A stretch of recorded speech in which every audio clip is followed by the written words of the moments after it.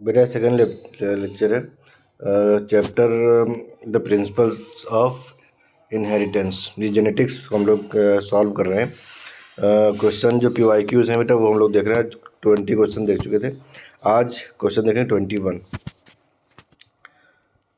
The genes R and Y are located very close on the chromosomal linkage map of maize plant. When RRYY and small r small y genotype are hybridized, the F2 segregation will show. First option higher number of recombinant type. देखो बेटा, अगर ये close linkage group में है तो recombination नहीं होगा, क्योंकि लिंकेज ग्रुप जितना क्लोज होगा रिकॉम्बिनेशन उतना कम होता जाएगा। सेग्रीगेशन ये जो 9:3:3:1 रेशियो है, ये बेटा आता था मेंडल के डाई हाइब्रिड क्रॉस में, लेकिन वो जो मेंडल ने एक्सपेरिमेंट किया था वो बेटा अलग अलग क्रोमोसोम पे जीन्स थे।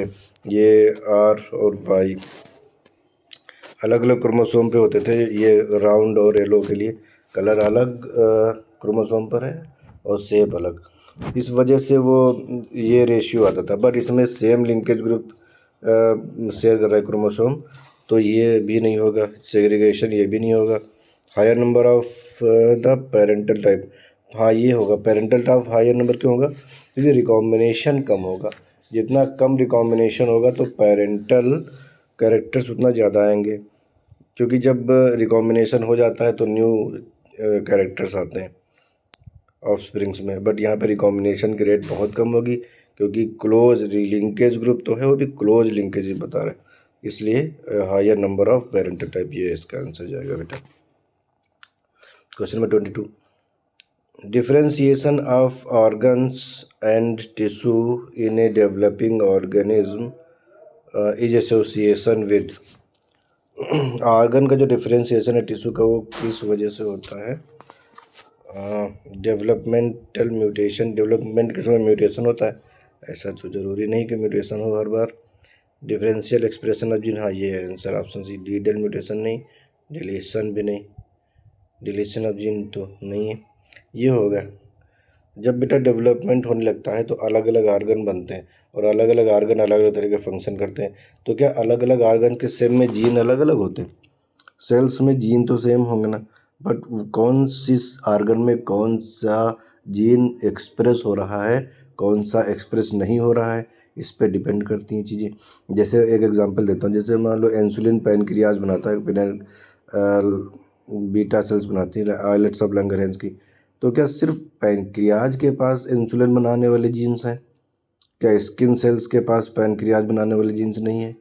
क्या किसी आई के या ईयर के जो सेल्स होती उनमें इंसुलिन बनाने वाले जीन नहीं है? हैं, बट वहाँ वो एक्सप्रेस नहीं होते। वो एक्सप्रेस होंगे पैनक्रियाज में। बाइल बनाने वाले जो जीन्स होंगे वो लीवर में एक्सप्रेस होंगे। तो ये सब चीज़ें हैं बेटा, कौन सा जीन कहाँ एक्सप्रेस हो रहा है डिपेंड करता है चीज़ों के एक्सप्रेशन पर। जैसे ये आपका DNA है, DNA पे ये जीन्स है, तो इस जीन से RNA बनेगा और ये RNA जाकर के प्रोटीन बनाएगा। जब ये प्रोटीन बन गया, इसका मतलब ये जीन क्या हुआ? एक्सप्रेस होगी। अब ये जीन तो बहुत सारे हैं, तो क्या इस पर सारे जीन एक्सप्रेस हो जाएंगे? सभी जीन से RNA बनेगा?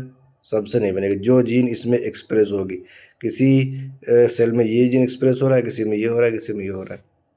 तो ये डिफरेंशियल एक्सप्रेशन ऑफ जीन होता है, जो अलग अलग स्पेसिफिक ऑर्गन के डेवलपमेंट में हेल्पफुल होता है।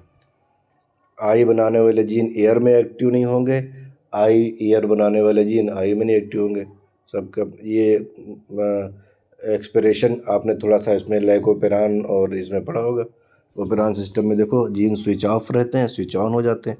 प्रोकैरियोटिक में देखो, भाई यूकैरियोटिक में थोड़ा कॉम्प्लेक्स है उसमें भी। तो वो जो एक्सप्रेशन फैक्टर्स होते हैं बेटा, वो इसको लीड करते हैं। ठीक है, क्वेश्चन नंबर देखते हैं अब 23 क्या है? Molecular basis of organ differentiation depend on. Molecular basis of organ differentiation, organ तो सेम क्वेश्चन वैसे ही रिपीट हुआ है। RNA polymerase ribosome, transcription factor, एंटीकोडन। अभी मैंने बेटा ट्रांसक्रिप्शन फैक्टर का नाम लिया था ये पिछले क्वेश्चन के एक्सप्लेनेशन में। ये नहीं होगा, ये नहीं होगा। ट्रांसक्रिप्शन फैक्टर, ट्रांसक्रिप्शन फैक्टर बेटा जो क्या होते हैं वो मॉलिक्यूलर बेसिस होते हैं ऑर्गन डिफरेंशिएशन का।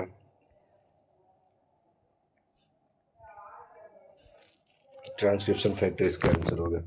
ट्रांसक्रिप्शन फैक्टर क्या होते हैं, वो बेटा लीड करते हैं कि कौन सा जीन एक्सप्रेस होगा, कौन सा जीन एक्सप्रेस नहीं। पहले ट्रांसक्रिप्शन, जैसे ये डीएनए, जैसे मैंने कहा आरएनए बनेगा इस जीन से, तो आरएनए बनने का मतलब क्या हुआ, ट्रांसक्रिप्शन हुआ। फिर इससे प्रोटीन बनेगी तो क्या हुआ, ट्रांसलेशन हुआ। तो ये ट्रांसक्रिप्शन फैक्टर होते हैं, ट्रांसक्रिप्शन फैक्टर होते हैं। तो ये ट्रांसक्रिप्शन फैक्टर ही ट्रांसक्रिप्शन करवाते हैं, किस जीन का करवाना है किस जीन का नहीं करवाना है, ये अलग अलग आर्गन में ये डिपेंड करते हैं। ठीक है, तो आंसर होगा transcription factor. Question number 24। The Okazaki fragments in DNA chain growth. Okazaki fragment क्या होता है? अच्छा, ओकाजाकी फ्रेगमेंट नाम साइंटिस्ट के नाम पे पढ़ा ओकाजाकी। ये छोटे छोटे फ्रेगमेंट होते हैं डीएनए रेप्लिकेशन में, आपने इनको पढ़ा होगा। जरा देखो ऑप्शन पढ़ते हैं। रिजल्ट इन ट्रांसक्रिप्शन नहीं, polymerase in polymerize in the 3' to 5' direction and form replication fork। Polymerization हमेशा 5' to 3' होगा, हमेशा। कभी 3' to 5' होगा ही नहीं। अगर ऐसा लिखा तो उसको गलत समझना। Prove semi conservative nature of DNA replication. Polymerize in the 5' to 3' direction and explain to 3' to 5' DNA replication.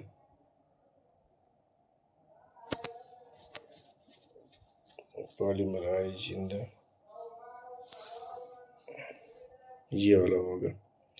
Semi conservative application को ये प्रूफ तो नहीं करते हैं। मिचेल्सन स्टार ने प्रूव किया था, इसके लिए उन्होंने अलग से एक्सपेरिमेंट किया था डेंसिटी ग्रेडियंट को लेकर के, बट ये नहीं है। तो ये आंसर हो जाएगा। देखो क्या है, मैं बता देता हूँ। जैसे ये रेप्लिकेशन फॉर्क है, कहाँ गया, ये रेप्लिकेशन फॉर्क, ये ऐसे बन गई।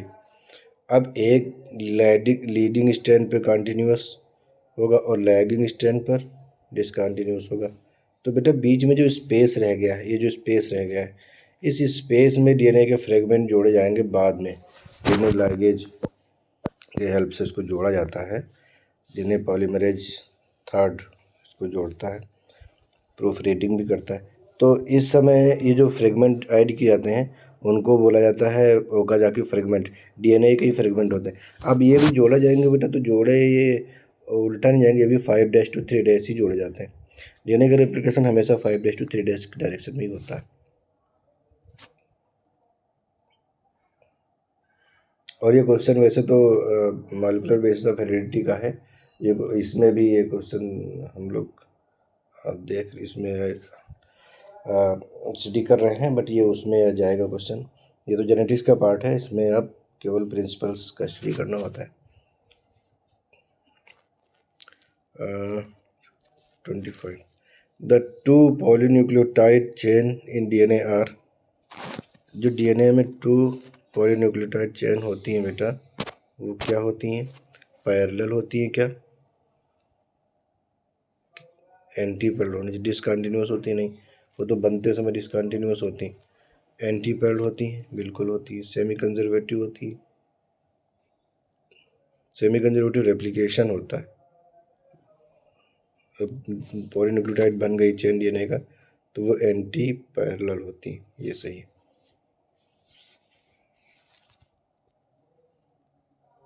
एंटी पैरेलल मतलब पैरेलल तो होंगे। ये 5'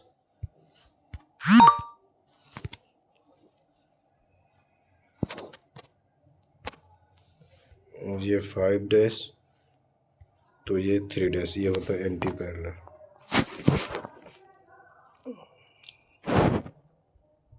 question number 26। In the hexaploid wheat the haploid N and basic X number of chromosomes are। अब हेक्साप्लॉइड हीट है, सॉरी हेक्साप्लॉइड हुई थी, तो इसमें जब हैप्लॉइड क्या हो जाएगा, जब गैमीट बनेंगे बेटा, तो गैमीट में क्रोमोसोम कितने होंगे? हेक्साप्लॉइड में ये होते हैं 42, और इसमें जो गैमीट बनेगा उसमें होंगे 21। तो हैप्लॉइड नंबर 21 होगा, और ये क्या होगा? डिप्लॉइड होगा, यानी हेक्साप्लॉइड होता है, तो इसका हैप्लॉइड ही हो जाएगा। अब बेसिक नंबर इसमें 7 क्रोमोसोम होते थे शुरुआत में, फिर इसको हेक्साप्लॉइड बनाया गया है, हेक्साप्लॉइड हो गया है म्यूटेशन से। तो एन हो गया 21, ये देखो ऑप्शन है N21 एंड X 7, ये हो गया। क्वेश्चन नंबर 27 देखते हैं। Which one of the following nitrogen base is not found in DNA? DNA में कौन सा, अब देखो इतना सस्ता सा क्वेश्चन पूछ लिया तुमसे, वो भी नीट में आया हुआ क्वेश्चन है। डीएनए में थायमीन होता है, साइटोसिन ग्वानिन होता है, यूरेसिल नहीं होता। यूरेसिल किस में मिलेगा? यूरेसिल मिलेगा आपको आरएनए में। किसकी जगह पर? भी थायमीन की जगह पर। आरएनए में यूरेसिल होता है, डीएनए में थायमीन होता है, और डीएनए में यूरेसिल नहीं होता है, तो आंसर आपका हो जाएगा uracil.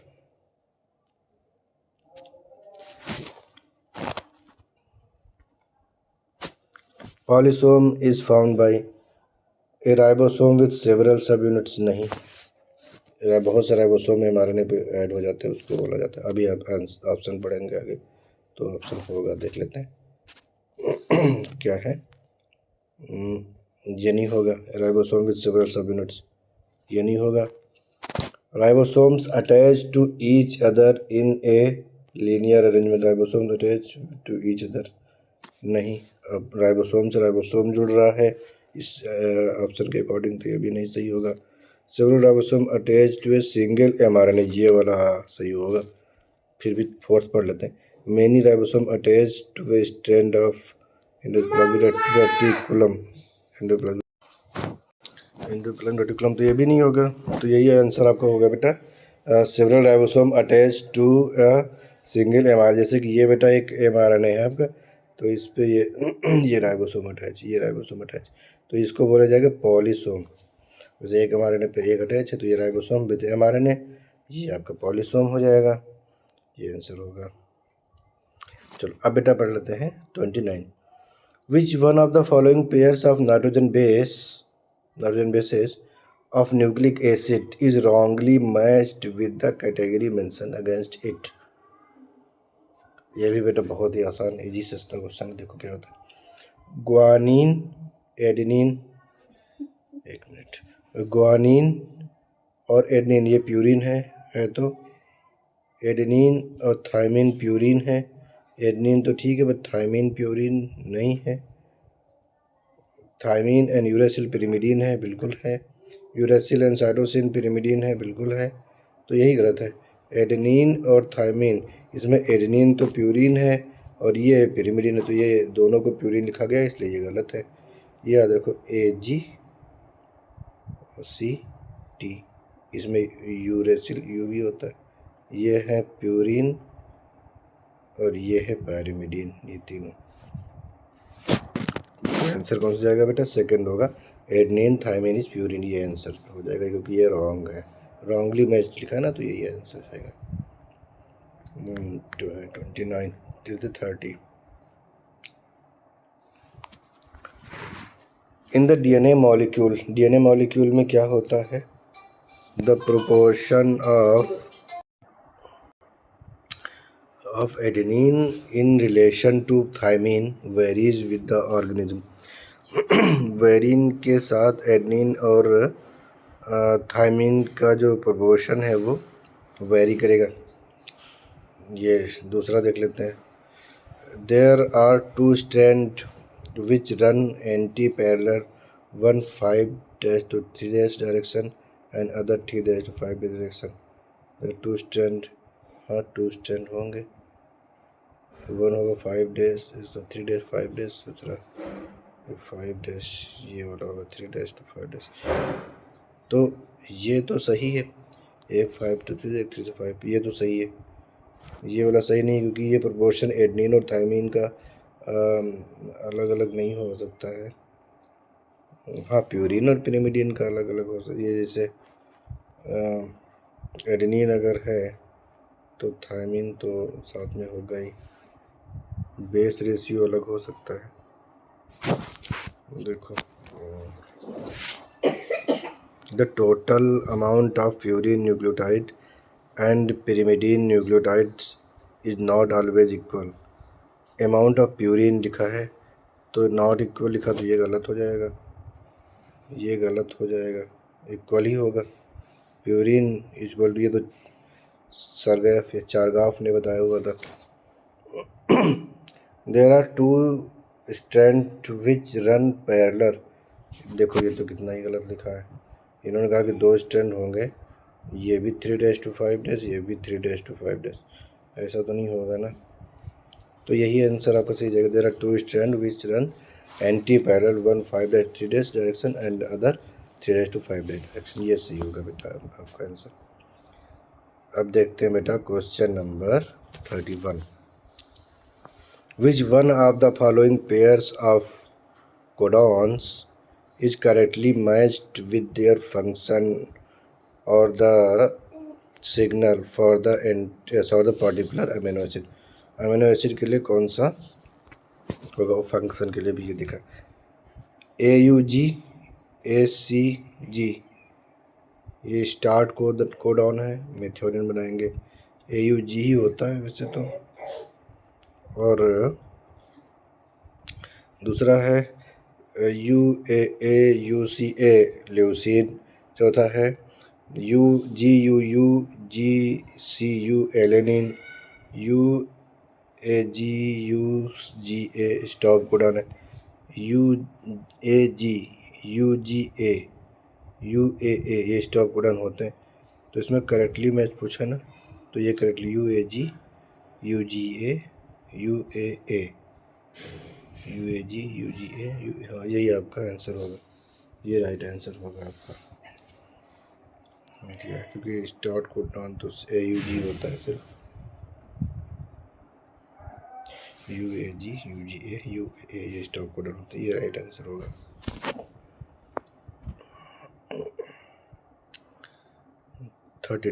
Which one of the following bond is not related to nucleic acid. Nucleic acid से रिलेटेड कौन सा बॉन्ड नहीं है, न्यूक्लिक एसिड से रिलेटेड बॉन्ड नहीं है। देखो हाइड्रोजन बॉन्ड होता है बेटा, एस्टर बॉन्ड फास्फोएस्टर के फॉर्म में होता है, फास्फोएस्टर बॉन्ड एस्टर बॉन्ड ही है। ग्लाइकोसिडिक बॉन्ड भी होता है। पेप्टाइड बॉन्ड इसमें नहीं होता है, पेप्टाइड बॉन्ड नहीं होता, पेप्टाइड बॉन्ड होता है प्रोटीन में। सो पेप्टाइड बॉन्ड इसमें नहीं होगा बेटा, तो ये वाला इसका आंसर होगा आपका कौन सा, पेप्टाइड बॉन्ड, ये आंसर हो जाएगा। हाइड्रोजन बॉन्ड इसमें नहीं होता। देखो मैं एक DNA मॉलिक्यूल बना के बता देता हूँ। ये शुगर है, यहाँ से जुड़ा है नाइट्रोजन बेस, ये मान लो मैंने कोई पिरिमिडिन जोड़ दिया, तो ये जो शुगर के साथ बेटा ये जो नाइट्रोजन बेस जुड़ा है ये वाला होता है ग्लाइकोसिडिक बॉन्ड। यहाँ से जुड़ा होगा फास्फेट H3PO4, ये हो जाएगा एस्टर बॉन्ड। फास्फेट के साथ एस्टर बॉन्ड बन रहा है इसलिए बोलेंगे फास्फोएस्टर बॉन्ड। 2 बन रहे हैं, एक यहाँ भी 3' पे बनेगा, एक 5' पे बनेगा, इधर नीचे एक और शुगर होगी तो ये भी ऐसे एक फास्फेट, तो बोलेंगे phosphodiester bond. Ester है फास्फोरस है तो फास्फो, 2 है तो di, phosphodiester bond ये बन गया। और हाइड्रोजन बॉन्ड कहाँ होते हैं, एक ये नाइट्रोजन बेस दूसरे नाइट्रोजन बेस के साथ जुड़ेगा तो ये हो जाएगा। हाइड्रोजन बॉन्ड भी है, ग्लाइकोसिडिक बॉन्ड भी है, एस्टर बॉन्ड भी है, कौन सा नहीं है, पेप्टाइड बॉन्ड नहीं है इसमें। ठीक है, चलो अब देखते हैं क्वेश्चन नंबर 33।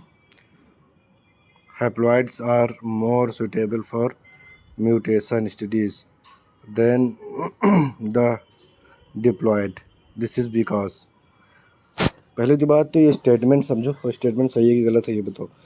हैप्लॉइड जो होंगे जिसमें n नंबर ऑफ क्रोमोसोम होगा उनमें म्यूटेशन की स्टडी इजी है, किसके कंपेरिजन में, डिप्लॉयड में। 2n होगा तो एसटीडी डिप्लॉयड की म्यूटेशन भी थोड़ा सी डिफ़िकल्ट है। पहले ऑप्शन पढ़ लेते हैं फिर मैं इसको एक्सप्लेन कर देता हूँ। Haploids are more abundant in nature than diploids, ये तो कोई बात नहीं हुई,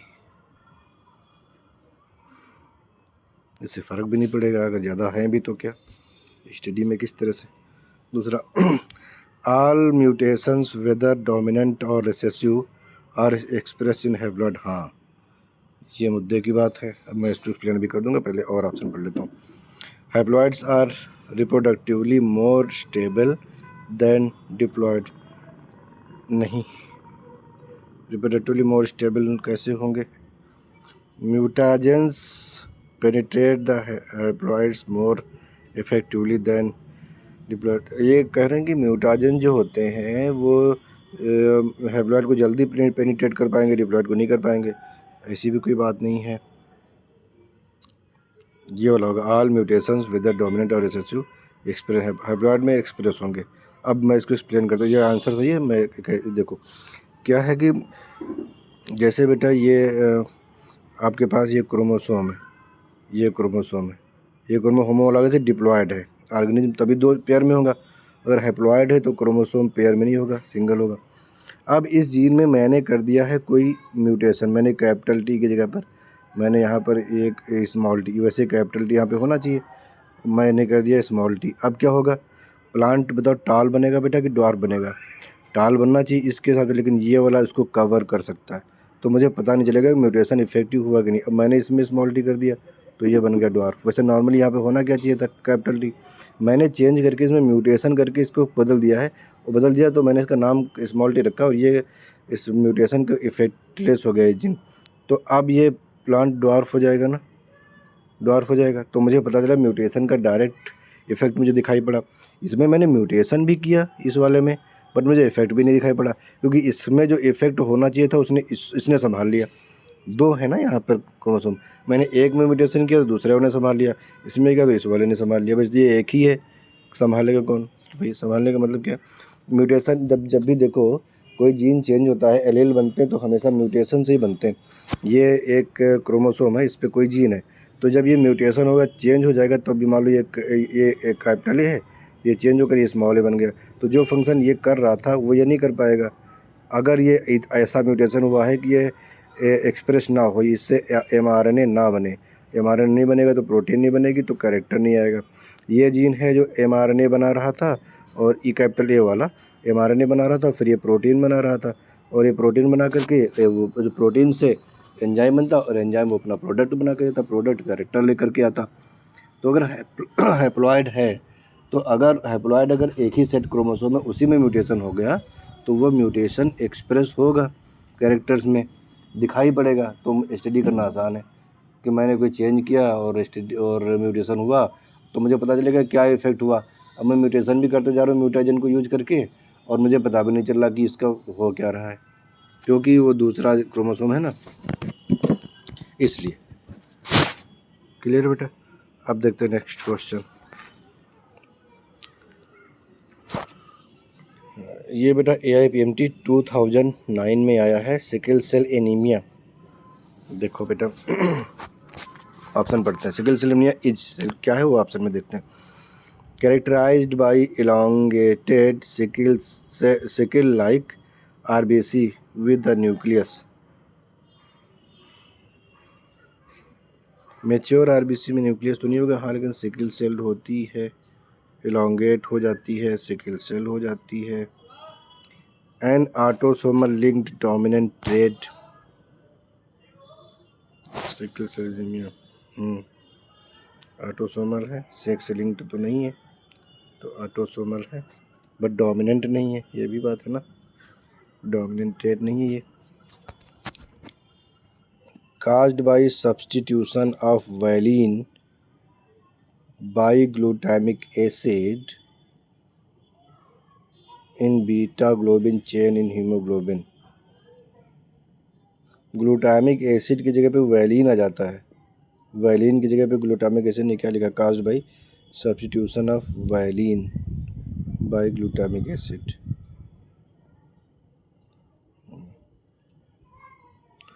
caused by a change in a single base pair of DNA। हाँ ये सही है, पॉइंट म्यूटेशन का एग्जाम्पल है, और ये पॉइंट म्यूटेशन का एग्जाम्पल है। तो ग्लूटामिक एसिड बनना चाहिए था, तो ग्लूटामिक एसिड नहीं बनता है, उससे ग्लूटामिक एसिड नहीं बनता है और वैलिन आ जाता है। केवल एक जगह पर एक सिंगल बेस पेयर में। अब ये देखो ये सही हो जाता है बेटा थर्ड, लेकिन ये वैलिन के जगह पर ग्लूटामिक एसिड नहीं, ग्लूटामिक एसिड की जगह पर वैलिन आता है, ये ऐसा है, इसलिए ये सही नहीं होगा। ये डोमिनेंट नहीं है, रिसेसिव ट्रेट है। ये वाला इलांगेशन है, बट न्यूक्लियस में दे दिया इन्होंने, ये गलत कर दिया। ऐसी छोटी छोटी चीज़ें देती है आपको ध्यान रखने के लिए। तो ये वाला होगा, ये sickle cell anaemia point mutation, gene mutation मतलब एक डीएनए के लिए बेस पेयर का चेंज हो जाता है इसमें। क्वेश्चन नंबर ये 34 था, देखते हैं बेटा 35।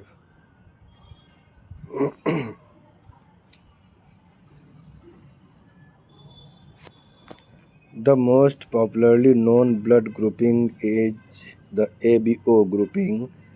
Is the name ABO and not ABC because O in it refers to having। O क्यों कहते हैं, ABC भी ये कह रहे हैं कि जो ABO ब्लड ग्रुप है उसमें ABC भी तो हो सकता था, ABO ही क्यों कहा? तो ABO क्यों कहा, उसका रीज़न है, क्या रीज़न है हम लोग देखते हैं यहाँ पर। No antigen A and B on RBC। No antigen on A B पे तो होता है एंटीजन, ए पे ए एंटीजन होता है, बी पे बी एंटीजन होता है, तो ये सही नहीं होगा। Other antigen besides A and B on RBC, कोई एंटीजन होता है अदर, ए और बी को छोड़ करके नहीं।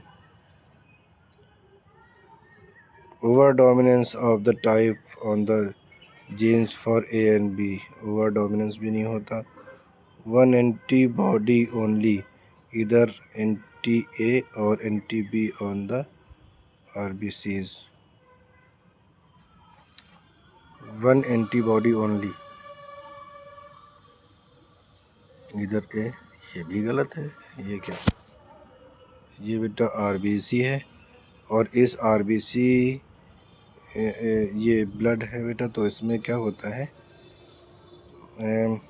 इसके सरफेस पर कुछ स्ट्रक्चर एंटीजन होते हैं। अगर ये एंटीजन ए है तो ये हो जाएगा ब्लड ग्रुप ए, अगर बी है तो हो जाएगा ब्लड ग्रुप बी, अगर ये दोनों नहीं है तो हो जाएगा ओ। एंटीबॉडी दोनों ओ है तो ओ में एंटीजन कोई नहीं होगा, एंटीबॉडी दोनों होंगे। ये ऑप्शन पढ़ने में मैंने गलती की, सभी गलत क्यों हो रहे हैं।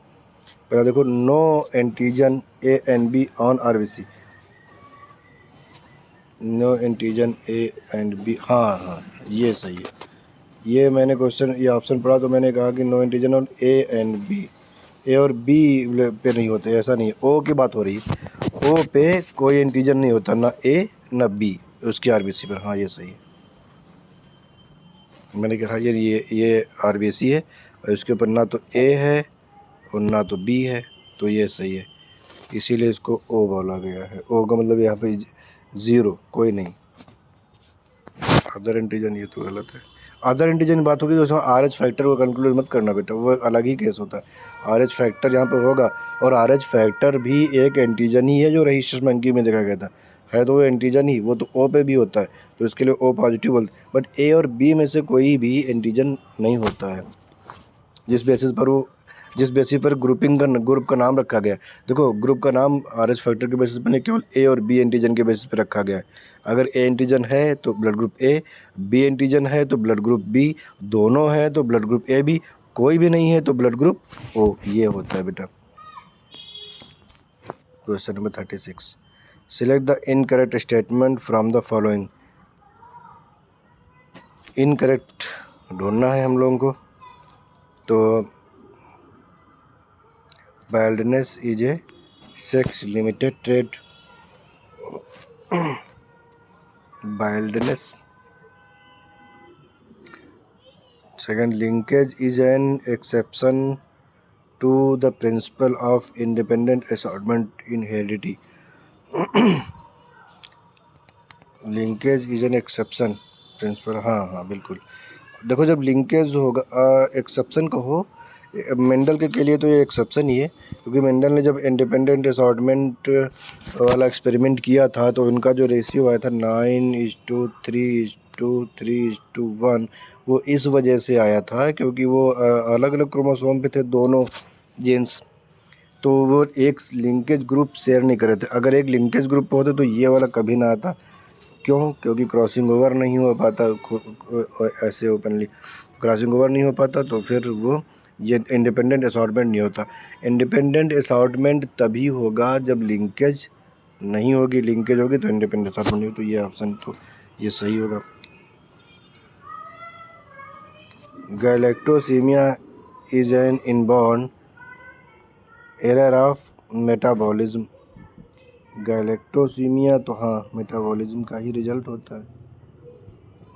मेटाबॉलिक जैसे कि अब ये अब डायबिटीज़ होता है तो ये भी अब इंसुलिन की कमी है मान लो, तो ये हालांकि जेनेटिक तो होता है, बट ये फिजियोलॉजिकल मेटाबॉलिज्म से भी ये होता है, क्योंकि अगर मेटाबॉलिज्म का मतलब ही है, अगर ये हार्मोन वगैरह बैलेंस नहीं है तो ये मेटाबॉलिज्म का केस आएगा।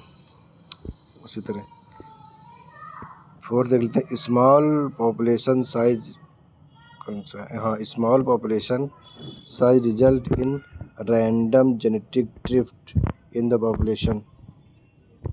जो स्मॉल पॉपुलेशन साइज होती है वो result in random genetic drift, result in random, हाँ ये है, ये सही है। स्मॉल पॉपुलेशन का मतलब जैसे कोई पॉपुलेशन छोटी सी है तो उसमें जेनेटिक ड्रिफ्ट होने के चांस रैंडमली ज़्यादा हैं, क्योंकि मान लो कोई हाथी निकला यहाँ कहीं से, कोई घास की स्पीसीज है, छोटी पॉपुलेशन है, तो वो रौंदता हुआ चला गया, तो वो सब जेनेटिक ड्रिफ्ट इसी को बोलते हैं। अचानक से आग लग गई जंगल में और कोई विशेष प्रकार के ऑर्गेनिज्म जो कम ही हैं वो डेथ उनकी हो गई, तो वो जेनेटिक ड्रिफ्ट है। Small population size result in a random genetic drift in A population, तो ये भी ऑप्शन का सही होता है। बाइल्डनेस क्या है? ये ब्लाइंडनेस तो नहीं है, देखना पड़ेगा। ब्लाइंडनेस,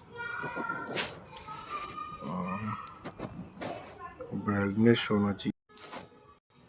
बैल्डनेस का मतलब तो बाल हेयर लाइन बनना होता है बेटा मेल में।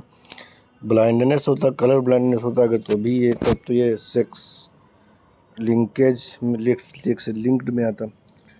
तो बैल्डनेस के हिसाब से तो ये भी एक एक्स लिंक्ड रिसेसिव ट्रेट है। एक मिनट, ये देखा जाए तो ये एक्स लिंक्ड रेसेसिव ट्रेट है। रेसेसिव ट्रेट इसलिए क्योंकि फीमेल में ये बैलनेस होती नहीं है, होती सिर्फ मेल में है। बाल का हेयर कम हो जाना, हेयर लॉस, तो ये जैसे ये एक्स एक्स है, ये रेसेसिव ट्रेट है, तो अगर यहाँ पर जीन है तो इसमें अपीयर होगा नहीं, और ये एक्स वाई में होता है तो इसमें है तो ये अपीयर होता है अगर है तो। ये क्योंकि ये मदर से ही मिलता है, मदर इसकी कैरियर होती है, तो ये सेक्स लिंक्ड होता तो भी सेक्स लिमिटेड भी है, ये कह सकते हैं। क्योंकि सेक्स लिमिटेड इसलिए क्योंकि फीमेल में होता नहीं, रेसेसिव तभी, अब दोनों पे होता तब भी ये सेक्स फीमेल भी गंजी होती, लेकिन ऐसा होता नहीं ना, तो ये सेक्स लिंक्ड के साथ सेक्स लिमिटेड है एक्चुअली, तो ये स्टेटमेंट इस हिसाब से तो सही है। Linkage exception, an exception of the principle of independent assortment. Galactosaemia glucose metabolism से रिलेटेड है। जब ग्लूकोज गैलेक्टोज में कन्वर्ट नहीं हो पाता तब उसको बोलते हैं गैलेक्टोसीमिया। ये जो गैलेक्टोज होता है ये भी मोनोसैकेराइड है, ग्लूकोज भी मोनोसैकेराइड है।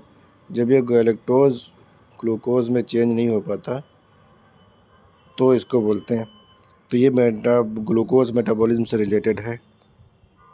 बट इसमें दिया हुआ है इनबॉर्न, ये जो मेटाबॉलिज्म का केस होगा बेटा वो एरर होगी जब वो थोड़ा सा बड़ा होगा बच्चा, लेकिन इनबॉर्न में तो ये जेनेटिक ही होगा, इन बार अच्छा वहाँ हालांकि ये जेनेटिक होता है, जेनेटिक होती है, जैसे कि वो डायबिटीज़ जेनेटिक होती है, बट वो लाइफ स्टाइल रिलेटेड है, लेकिन इसका केस थोड़ा सा अलग है।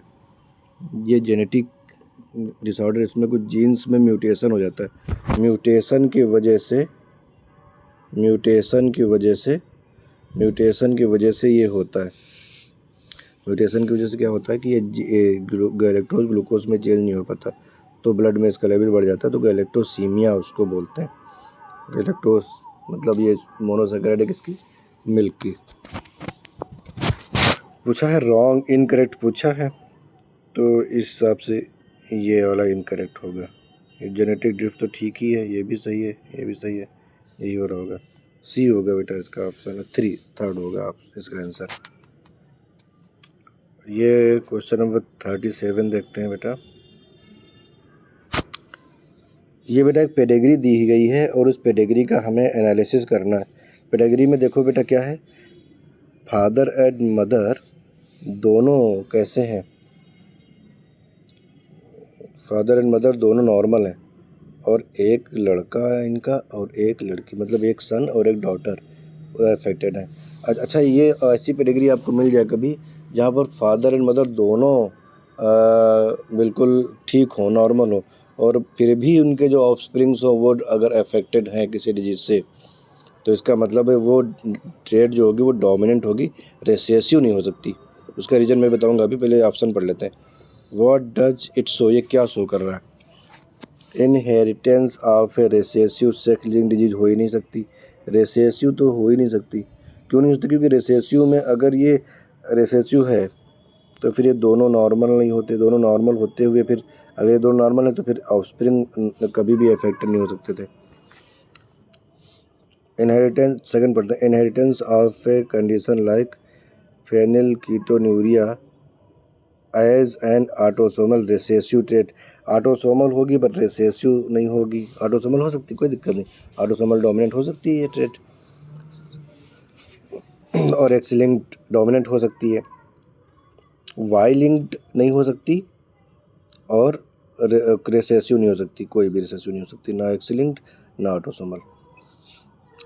फोर्थ है, the pedigree chart is wrong as this is not possible, possible तो है नहीं, ये थर्ड वाला मैंने पढ़ा ही नहीं क्या, कौन सा नहीं पढ़ा, ये सेकंड नहीं पढ़ा। Inheritance of a sex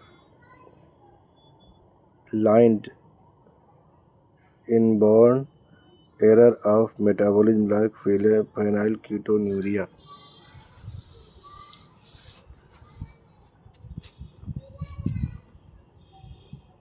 third है inheritance of a condition like phenylketonuria as an autosomal recessive trait, the pedigree is wrong as this is not possible, नहीं पेडिग्री रॉन्ग नहीं है, पेडिग्री रॉन्ग नहीं है, क्यों रॉन्ग नहीं है, ऑप्शन तो लेकिन रॉन्ग ही लग रहा है।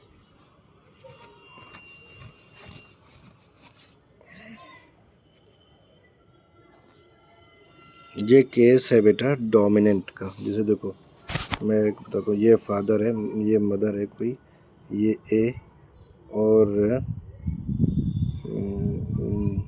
ये ए दोनों, और ये मदर है, ये भी ए ये भी ए।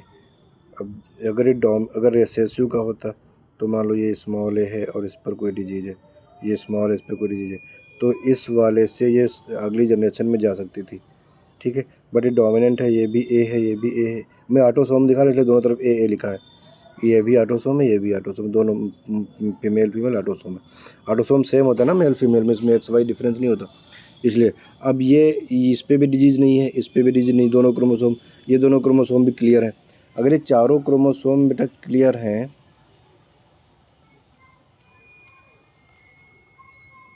चारों क्रोमो ये क्लियर है,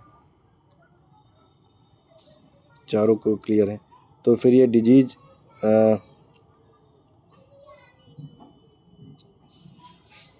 नहीं आएगी, उसमें नहीं आएगी।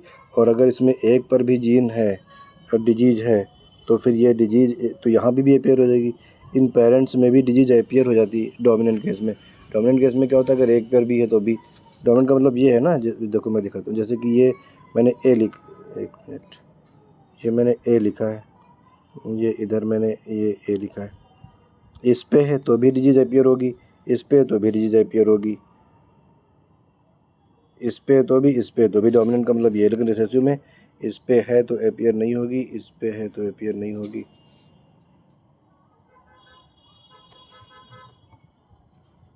तो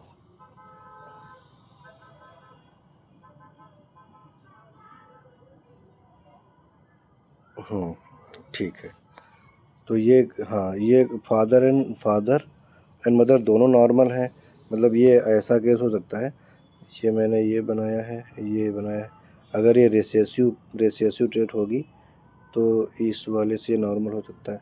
मदर भी अगर ये रेसेसिव ट्रेट है, इस वाले से नॉर्मल हो सकता है। हाँ, रेसेसिव हो सकता है बेटा, ठीक है। उल्टा हो गया थोड़ा, उल्टा हो गया थोड़ा। अगर फादर एंड मदर दोनों नॉर्मल हैं तो वो रेसेसिव ट्रेट होगी। और दूसरा केस ऑटोसोमल वाला ये होता है बेटा, बाई मिस्टेक मैंने ऐसा बोला, वो वाला ये केस होता है कि अगर फादर एंड मदर, जैसे कोई पेडिग्री ऐसे बनाई है, ये कोई पेडिग्री है, इसमें दोनों अफेक्टेड हैं, फिर भी अगर बच्चा नॉर्मल हो जा रहा है, सन या डॉटर कोई भी, तो ये वाला होता है डोमिनेंट का केस, क्योंकि ये डोमिनेंट का केस होता है, ये दोनों अफेक्टेड हैं, फिर भी बच्चा नॉर्मल हो सकता है, बट इसमें रिसेसिव वाला ही आएगा। तो रिसेसिव वाला कौन जाएगा? इनहेरिटेंस ऑफ कंडीशनल लाइफ, हाँ, ये वाला थर्ड हो जाएगा, ये थर्ड ऑप्शन हो जाएगा इसका बेटा। Question number 38, what is the true for genetic code? It is unambiguous, not true पूछा है, ये तो ट्रू है। A codon is mRNA is read is a non-contiguous fashion.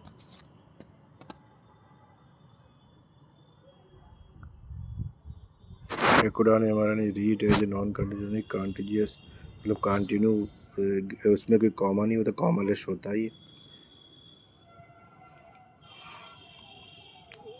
It is nearly universal, universal होते पर नियरली क्यों लिखा? क्योंकि कुछ एक्सेप्शंस हैं इसके। इट इज डिजेनरेट, ये भी ठीक है, दोनों ठीक है बेटा, ये वाला गलत है, नहीं ट्रू नहीं है, क्योंकि जैसे मान लो ये मैंने लिखा, ये रुको, मैंने ये लिखा यू सी सी सी जी ऐसे लिखा, तो ऐसा नहीं, मैंने ये पढ़ा फिर इसको छोड़ करके ऐसा पढ़ा, ये फिर ये कॉमनलेस होता है। ये जो नॉन एम्बिगुअस ये जो है ना, और ये डिजेनरेटिव, वो है जैसे कि एक कोडॉन सिर्फ एक अमीनो एसिड को ही कोड करेगा, मान लो ये कोड कर रहा है ग्लाइसिन को, ठीक है, एक ही को कोड करेगा। अब ये, बट ये जो अमीनो एसिड है वो कई सारे कोडॉन से कोड हो जाता है। फॉर एग्जांपल, जैसे मैं लिखता हूँ GU, ये भी ग्लाइसिन बनाएगा, और GC ये भी ग्लाइसिन बनाता है, ये भी ग्लाइसिन, ये भी ग्लाइसिन, ठीक है। बट ये ग्लाइसिन के अलावा कुछ और नहीं बनाएगा, ये ग्लाइसिन के अलावा कुछ और नहीं बनाएगा, वो ग्लाइसिन 2 से 3 से 4 से बन सकता है। तो ये होता है, जैसे एक राजा की कई रानियाँ होती हैं, बट एक रानी के कई राजा नहीं हो सकते ना, उस तरह से है, ये कंडीशन है ऐसी। तो सब सही है, बस केवल ये सेकंड वाला गलत है, ये कॉमालेश होता है बेटा।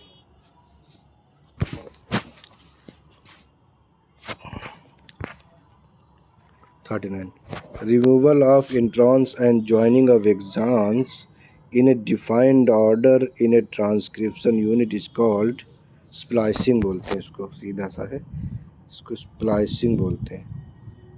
कैपिंग नहीं, टेलिंग नहीं, ट्रांसफॉर्मेशन नहीं, क्या बोलेंगे इसको? बोलेंगे स्प्लैशिंग। थोड़ा समझा देता हूँ, देखो ये जब बनता है, ये mRNA बनता है, तो बीच बीच में कुछ पार्ट होता है जिसको बोलते हैं इंट्रॉन्स, तो ये इंट्रॉन्स वाले पार्ट को रिमूव कर दिया जाता है, ये इंट्रॉन वाले पार्ट को रिमूव कर दिया जाता है, तो बचता है सिर्फ axon.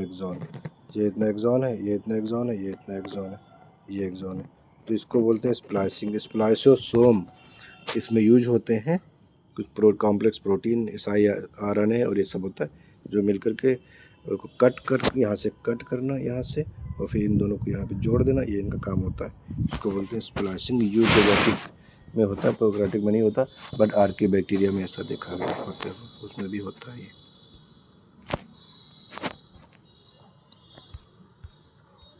Question number 39, question number 40 देख लेते हैं बेटा। Semi conservative replication of DNA was first demonstrated in.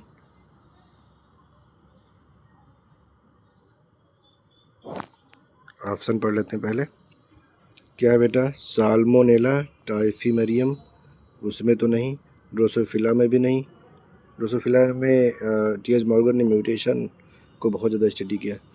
E coli में इसको किया गया। ये सही है आंसर, ये गलत है। साइंटिस्ट का नाम बताओ बेटा। मिशेल्सन एंड स्टाल, उन्होंने ये प्रूव किया था डीएनए रेप्लिकेशन सेमी कंजर्वेटिव होता है, और ये इन्होंने किया था इस्केरिकिया कोलाई, ई कोलाई में किया था।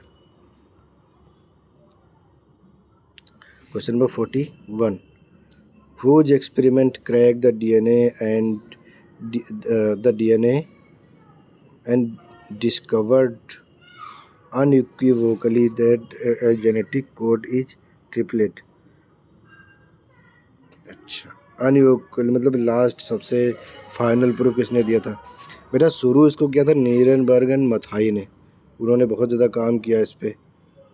Beetle and Tatum one gene one enzyme वाला दिया था। हर्षेल ने प्रूव किया था डीएनए जेनेटिक मटेरियल, इन्होंने अनइक्वोकल प्रूफ दिया था। कोडान मॉर्गन स्टूवेंट नहीं, मॉर्गन स्टूवेंट ने म्यूटेशन भी। तो नीरेनबर्ग एंड मथाई का ही नाम दिया गया है। हालांकि इसके बाद में खुराना साहब ने भी काम किया था। अगर अनइक्वल कराए तो फिर उनका भी ना अगर ऑप्शन में होता तो वो भी जाते आंसर। तो नीरेनबर्ग एंड मथाई आंसर जाएगा इसका बेटा, ये वाला। सबसे पहले गैमो साहब ने ये बताया था कि ये जो कोडान होते हैं ये ट्रिपलेट होते हैं, जैसे सी सी सी यू सी यू ऐसे ये तीन के फॉर्म में होंगे। ये बताया था गैमो साहब ने। गैमो साइंटिस्ट थे, मैथमेटिशियन थे, उन्होंने बताया था। फिर नीरेनबर्ग एंड मथाई ने इसको एक्सपेरिमेंटली प्रूफ किया, और फिर खुराना साहब ने इसको फाइनल प्रूफ दिया था। तो जो एक्सपेरिमेंटली प्रूफ किसने किया था? नीरेनबर्ग मथाई ने। ऑप्शन में भी वही मिल रहे हैं, तो फिर आपको यही आंसर पे जाना होगा। Point mutation involves deletion, इंजर्शन, change in single base pair, duplication. Point change in single base pair. जैसे डिलीशन की बात की है, तो डिलीशन कितना? एक सिंगल बेस पेयर डिलीट हुआ तो भी उसमें किसमें, बट डिलीशन में एक फ्रेज से ये क्रोमोसोम है तो ये इतना पार्ट डिलीट हो गया, ये इतना पार्ट डिलीट हो गया, तो ये नहीं होगा। इसीलिए पॉइंट म्यूटेशन का मतलब है एक पॉइंट पर एक नाइट्रोजन बेस, एक या दो नाइट्रोजन बेस, यानी पूरा एक नाइट्रोजन बेस पेयर अगर जा रहा है, डिलीट हो रहा है या चेंज हो रहा है या उसकी जगह पर कोई दूसरा आ रहा है, तो फिर इसको बोलेंगे हम पॉइंट म्यूटेशन। नेक्स्ट हम लोग देखेंगे AIPMT 2010 में क्वेश्चन आया है। The genotype of a plant showing the dominant phenotype can be determined by. The genotype of a plant showing the dominant phenotype can be determined by test cross. Answer होना चाहिए, देखो option में है। Pedigree analysis नहीं होगा, back cross का ही part test cross होता है, डायहाइब्रिड क्रॉस नहीं होगा, टेस्ट क्रॉस होगा। क्वेश्चन क्या कह रहा है कि ये आंसर होगा बेटा। क्वेश्चन पर पहले मैं इसको एक्सप्लेन कर देता हूँ। Plant showing the dominant genotype and can be, जैसे कि ये मान लो प्लांट टाल है, मैं मटर का ही केस ले लेता हूँ। प्लांट कैसा है? टाल है। तुमसे पूछा जाए इसका जीनोटाइप क्या होगा, तुम कहोगे या तो ये कैपिटल टी कैपिटल होगा या तो ये कैपिटल टी स्मॉल टी होगा। इन दोनों में से तुम ये श्योरली नहीं कह सकते ना कि इसमें कैपिटल टी होगा या स्मॉल टी कैपिटल टी होगा, क्योंकि ये भी टाल होगा, ये भी टाल होगा, क्योंकि ये हाइब्रिड भी टाल होता है। इसमें ऐसा इस तरह से म्यूटेशन होता है कि ये वाला जो जीन इसको टाल नहीं कर पाता तो ये वाला जीन करता है। तो इसको कैसे जानोगे कि ये वाला टाल है कि ये वाला टाल है? इसके लिए हमें करना पड़ता है टेस्ट क्रॉस, तब आप पता चलता है कि वो है। जैसे कि मैं करके, जैसे कि ये मैं मान लो मैं कहता हूँ कि कैपिटल टी, तो इसका जब रिसेसिव पेरेंट्स क्या करोगे, टेस्ट क्रॉस क्या होता है? हाइब्रिड को क्या करना, F1 जनरेशन को करना होता है किसके साथ? करना होता है बेटा रिसेसिव पेरेंट के साथ। तो देखो करोगे तो क्या आएगा, ये भी टाल आएगा, ये भी टाल आएगा, सभी टाल आएंगे। बट अगर ये वाला है कंडीशन, ये वाली टालनेस है, इसको अगर डोमिनेंट के साथ करोगे तो क्या आएगा, इसमें टाल भी आएगा और ड्वार्फ भी आएगा। अगर ड्वार्फ आ रहा है तो आप जान जाओ कि टाल वाला जो था उसका जीनोटाइप ये है। सभी टाल आ रहे हैं तो इसका जान जाओ कि कौन सा है, ये वाला है। ठीक है, ये ऐसे टेस्ट क्रॉस किया जाता है। तो बेटा आगे के क्वेश्चन हम लोग नेक्स्ट लेक्चर में करेंगे, तब तक आप प्रैक्टिस करते रहिए। Thank you for watching.